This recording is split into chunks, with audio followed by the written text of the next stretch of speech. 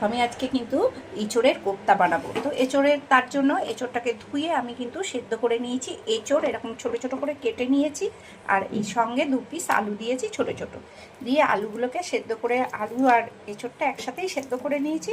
নিয়ে এটা একদম পুরো চটকে নিতে হবে। দেখো এইভাবে একদম পুরো চটকে নিয়ে তারপরে কিন্তু আমি এঁচোড়টা বানাবো, এঁচোড়ের কোপ্তা বানাবো।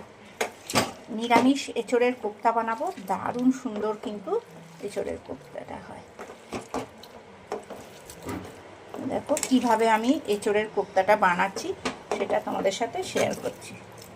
দেখো এরকম একদম ভালো করে এটাকে পুরো চটকে এটাকে পুরো একদম মিহি করে নিতে হবে। নিয়ে এবার এটার মধ্যে আমি কি কি মশলা দিচ্ছি সেটা তোমাদেরকে দেখাচ্ছি। দেখো এই যে ভালো করে চটকে নিলাম, আরও চটকাতে হবে।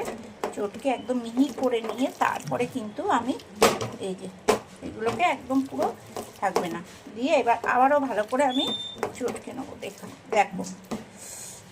দেখো আমি এটার মধ্যে কি কি মশলা দিচ্ছি। দেখো পরিমাণ মতো নুন, পরিমাণ মতো হলুদ, পরিমাণ মতো জিরের গুঁড়ো, পরিমাণ মতো একটু আদার মানে বাটা, আর দিচ্ছি দেখো একটু পরিমাণ মতো মিষ্টি, আর এটা কিন্তু চীনাবাদাম ভাজা।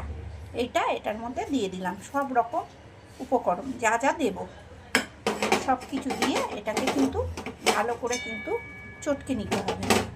সব মশলা দিয়েছি, দিয়ে এটাকে ভালো করে চটকে নিয়ে একটু সামান্য দেবো বেসন, অল্প দেবো, বেশি দেবো না, অল্প সামান্য, যাতে ভাজাটা মানে করার গায়ে না লাগে, ওই জন্য ওই পরিমাণ মতো দিলাম। এই যে এইটুকুই দিলাম, আর দেবো না। তো এইবারে এইটা দিয়ে ভালো করে এটার সাথে চটকে নিতে হবে। এইভাবে তোমরা একবার বানিয়ে এঁচোড়ের কোপ্তা খাবে, দেখবে খুব সুন্দর হবে। তো দেখো আমি কিন্তু কীভাবে বানাচ্ছি সেটা তোমাদের সাথে শেয়ার করছি। দেখো আমি এটাকে ভালো করে মেখে নিয়ে তারপরে আবার তোমাদের সাথে শেয়ার